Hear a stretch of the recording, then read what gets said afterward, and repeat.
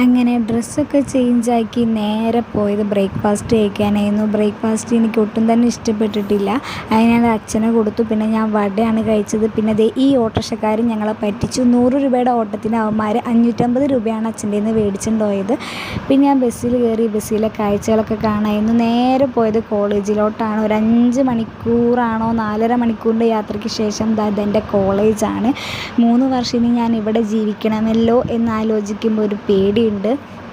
എന്നാലും ഭാവിയിൽ എന്തെങ്കിലുമൊക്കെ ആവുമല്ലോ എന്ന് ആലോചിക്കുമ്പോൾ ഒരു സന്തോഷമുണ്ട്.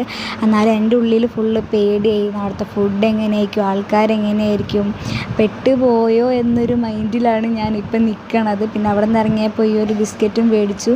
നേരെ പോണത് ഇനി ബസ്സിലേക്കാണ്. 4 ബസ് മാറി കയറാനുള്ള ഒരു ഇരിപ്പാണ് ഞാൻ ഇരിക്കണത്. പിന്നെ തണുത്തപ്പം ഞാൻ മറ്റേ സ്വെറ്ററും തൊപ്പിയും എല്ലാം വെച്ചു. അങ്ങനെ അവിടെ നിന്ന് നേരെ ഒരു